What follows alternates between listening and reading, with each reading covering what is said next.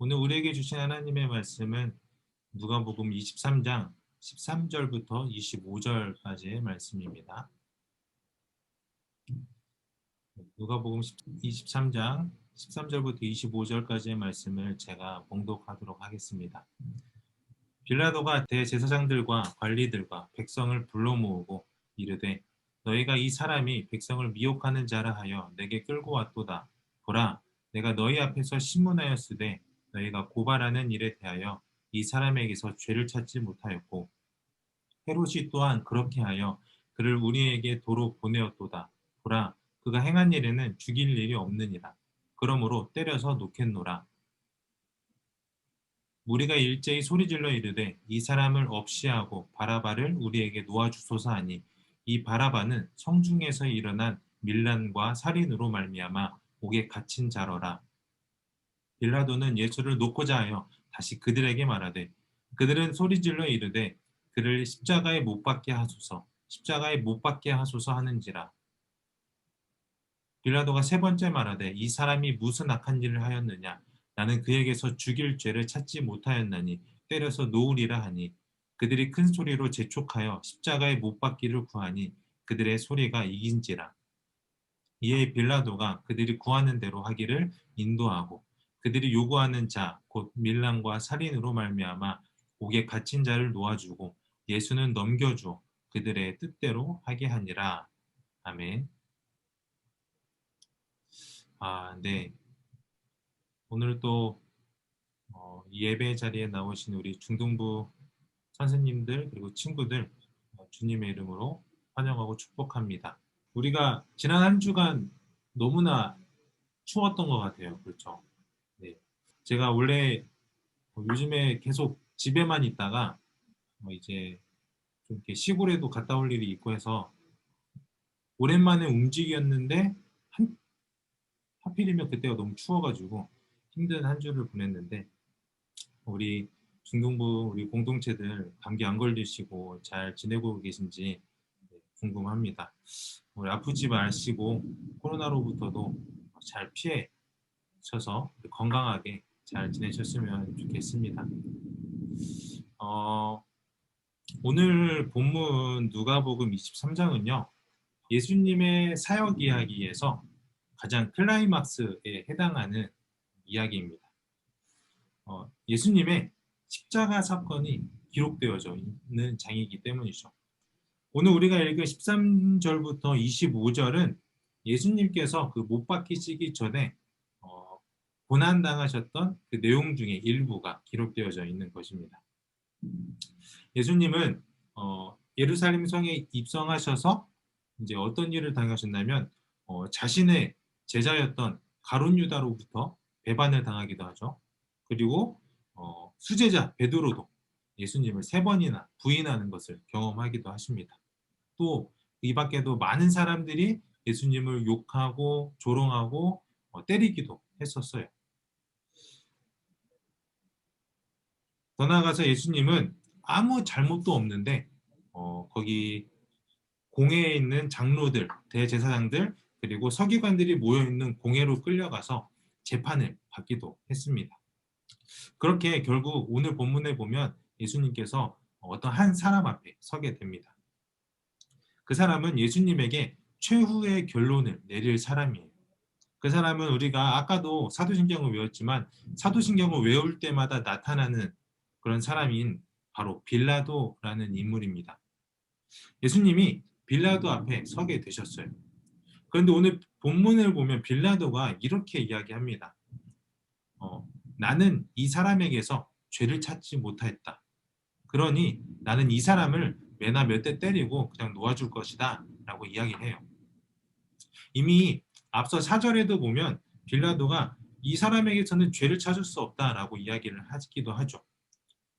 그런데요, 이 빌라도가 이렇게 이야기한 것은 뭐냐면 예수님에게 죄가 없는 건 알지만 그렇다고 해서 예수님을 뭐 정당화해서 내보내고자 하는 것이 아니라 그 자리에 있는 사람들이 자신의 결정에 의해서 폭동을 일으킬까 봐 그래서 그것이 두려워서 그들의 비위를 맞추기 위해서 예수를 때리겠다.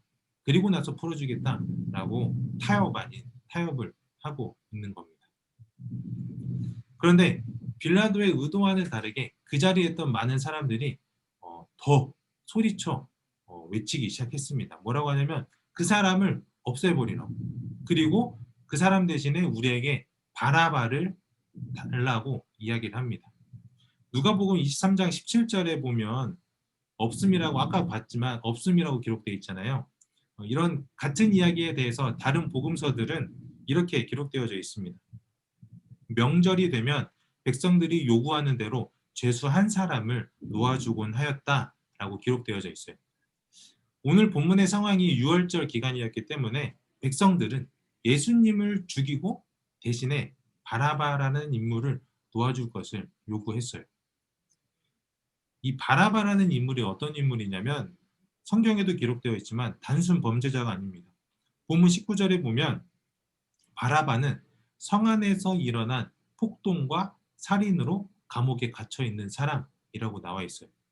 살인을 일삼던 죄수, 그 죄수를 대신해서 죄 없는 예수님을 죽이라고 백성들이 지금 소리치고 있는 겁니다.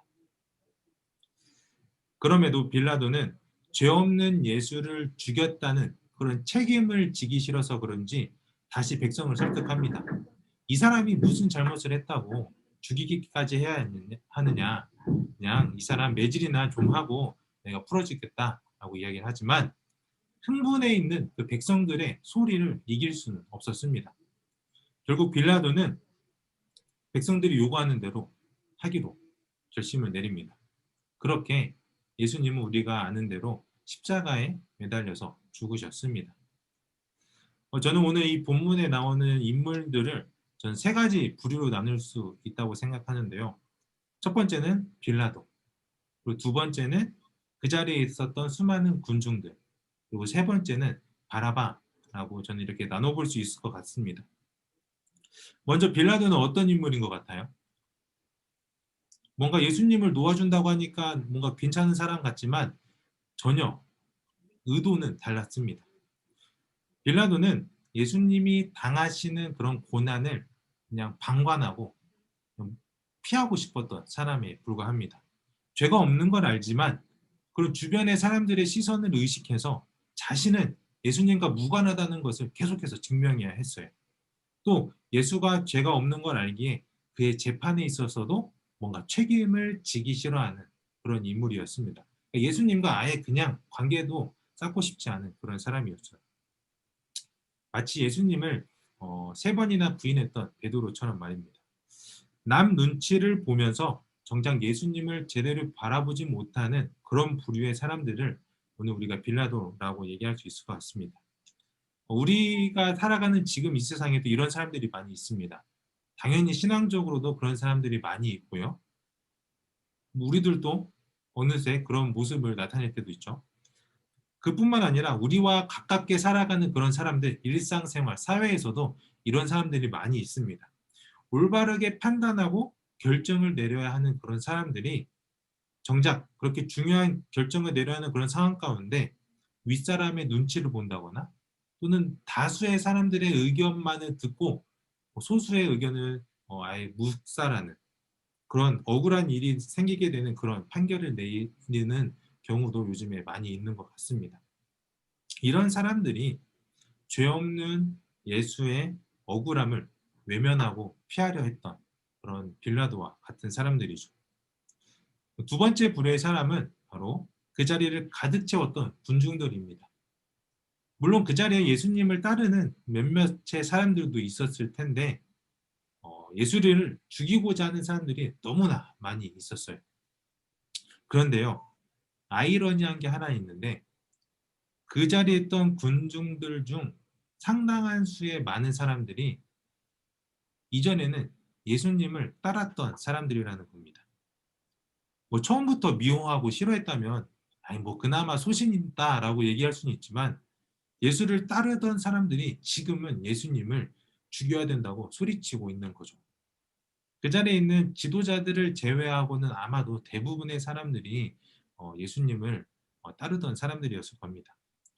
우리가 좀 더 이야기로 넘어가면 예수님이 예루살렘에 입성하실 때 그때 모습이 어땠죠? 성경에 보면 어떻게 돼 있죠? 마가복음 11장 8절에 보면 나귀를 타고 입성하시는 예수님을 본 많은 사람들이 길가로 나와서 자신들이 입고 있던 옷을 벗어서 길가에 깔고 나뭇가지를 꺾어서 길가에 깔고 그렇게 예수님이 오실 때 호산나 찬송하리로다 주의 이름으로 오시는 이여 라고 크게 찬양하면서 예수님을 반겼던 사람들입니다. 그런데 오늘 본문에서는 그랬던 사람들이 지금은 예수를 죽여라 하고 큰 소리치고 있는 것이죠. 왜 그랬냐면 군중들은 정치적인 왕을 원했기 때문입니다. 지금 이 유대인들이 로마 사람들로부터 탄압받고 있잖아요. 억압받고 있는데 이 억압받고 있는 상황으로부터 우리를 구원해줄 그런 힘이 있는 왕, 정치적으로 싸워서 이길 수 있는 왕, 그런 왕을 원했기 때문에 이 군중 왕을 원했던 사람들인데요. 그런데 예수가 왔음에도 불구하고 자신들의 삶이 달라지지 않은 여전히 탄압받고 있고 억압받고 있는 거예요. 맨날 예수님은 가난한 사람들, 뭐 약한 사람들, 그리고 뭐 병든 자들, 뭐 죄인들과 항상 같이 있는 그런 예수가 마음에 들지 않았던 겁니다. 지금 일어나서 싸워서 우리를 구원해 줘야 되는데 그런 게 일어나지 않았던 것이죠. 자신들이 욕심대로 행하지 않았던 예수에게 배신감을 들었던 그런 군중들은 마음이 180도 변해서 예수님을 찬양하던 그 목소리보다 훨씬 큰 목소리로 예수님을 죽여라 하고 이야기를 하고 있는 것입니다. 이러한 군중들은 자신들의 욕심만을 채우기에 급급한 사람들의 모습입니다. 자신의 요구를 들어줄 왕을 찾는 거죠. 그러다가 자신의 뜻과 다르면은 그냥 버려버리고 무시하는, 심지어 그를 더 비판하고 욕을 하는 사람으로 변해버리는 그런 부류의 사람들입니다. 게다가 오늘 말씀 보면 군중들은 분별력까지 잃어버리게 됐어요. 극악무도한 살인을 벌이던 죄수 바라바와 아무 죄 없는 선한 예수님 중 누구를 풀어줘야 하는지를 분별하지 못하는 바보가 되어버린 겁니다. 자신의 욕심에 눈이 멀어서 올바른 판단을 하지 못하는 부류의 사람들이 바로 이 많은 사람들의 군중들이죠. 그리고 마지막 세 번째 부류는 바라바입니다. 사실 성경에서 바라바에 대한 설명은 오늘 본문의 부분이 끝입니다. 그 어떤 곳에서도 이 이후에 바라바의 이야기를 기록하고 있지 않아요. 바라바의 말 한마디도 기록되어 있지 않는 이 성경. 그런 바라바의 이야기가 여기서 끝나는데 이 이후의 삶, 바라바의 이후의 삶은 어땠을까요? 뭐 원래 악했던 사람이니까 원래의 일상으로 돌아가서 뭐 강도도 저지르고 뭐 살인도 하는 그런 사람으로 변했을 수도 있고요. 아니면 자신의 죄를 뉘우치고 올바른 삶을 살아갔을 수도 있습니다. 어쨌거나 성경에서 바라바의 이야기는 이 오늘 본문에 나오는 이야기가 끝입니다. 이렇게 우리가 바라바의 뒷이야기는 알 수 없지만 우리가 단 한 가지 기억해야 될 사실은요. 바라바가 예수로 인하여서 그 어떤 것으로도 용서받을 수 없는 자신의 죄값을 치르지 않게 됐다는 겁니다. 한마디로 죄 용서를 받았다는 것이죠. 그렇다면 여기서 우리가 한번 생각해 봐야 할 것 같아요. 오늘의 나는 이 세 부류 중에 어떤 부류에 속한 사람인가? 이 질문을 우리에게 던져봤으면 좋겠습니다. 뭐 예수님 믿으면 주변에서 놀리니까 나는 뭐 예수님 믿으면 주변에서 놀림을 당하기 때문에 또 예수님과 상관없는 사람처럼 살아가는 그런 빌라도와 같은 부류, 그런 부류인가? 아니면 내가 또 바라는 것, 나의 욕심, 내가 원하는 것, 이 예수님의 모습이 아니기 때문에 내가 예수님을 등지고 살아가는 군중들과 같은 부류인가? 바라기는 저는 이 세 부류 중에서 오늘 마지막에 나온 바라바와 같은 부류에 속하는 우리 중등부가 됐으면 좋겠습니다. 뭐 살인을 저질러라, 뭐 강도를 하라 그게 아니라 바라바는 죄로 말미암아 죽어야 마땅한 인물이었잖아요. 그래서 십자가 처형을 당했어야 할 인물입니다. 그런데 어찌된 일인지 자신을 대신해서 죽겠다는 그런 사람을 만나게 된 거죠. 한번 상상해 봅시다. 아마도 그 바라바는 감옥에서 풀려난 그 이후에 그 자리를 떠나지 않고 그 자리에서 계속해서 자신을 대신해서 십자가를 지고 끌려가는 예수님, 그리고 결국 십자가에 매달려서 죽음을 맞이한 예수님을 끝까지 바라보았을 겁니다. 바라바가 그 모든 것을 바라보면서 어떤 생각을 했을까요? 아이고, 잘 됐다. 이제 나는 집에 가서 치킨이나 뜯어야겠다. 뭐 이런 생각을 했을까요? 아니면 두 강도와 함께 십자가에 매달려 있는 저 사람은 어떤 사람일까? 저 사람 때문에 내가 용서를 받았구나. 내가 저 사람 때문에 이 죄로부터 자유함을 얻게 되었구나. 라고 생각을 했을까요? 물론 성경에서는 이 바라바가 어떤 마음으로 바라보았는지는 기록되어 있지 않습니다. 그 누구도 알 수 없습니다. 하나님만이 아시겠죠. 중요한 것은 지금 십자가에 매달려 있는 예수를 바라보고 있는 그 바라바가 바로 우리들 자신이라는 겁니다. 우리들의 이후의 삶도 아직 기록되어 있지 않습니다. 아직 지금 현재에 머물러 있으니까 우리의 이후의 삶은 기록되어 있지 않죠. 그리고 우리가 바라바와 똑같은 건 우리의 죄도 예수님께서 십자가를 지심으로 용서를 받게 되었다는 것입니다. 그렇기에 우리는 바라바를 바라보면서 그의 뒷이야기를 상상해 볼 수 있어요. 그리고 그 이야기가 해피엔딩이기를 바라는 그런 상상을 하듯이 우리의 앞으로의 날들도 올바른 길로 나아가는 거룩한 신앙인으로 성장되어가는 그런 상상을 하며 우리의 삶을 기록해 나갈 수 있습니다. 갈라디아서 3장 13절에 보면 이렇게 기록되어져 있습니다. 그리스도께서 우리를 위하여 저주를 받은 바 되사 율법의 저주에서 우리를 속량하셨으니 기록된 바 나무에 달린 자마다 저주 아래에 있는 자라 하였습니다. 라고 기록되어져 있는데요. 여기 보면 속량이라는 단어가 기록되어져 있는데 이는 값을 지불하고 얻은 자유라는 뜻입니다. 당시 가장 비참하고 처참한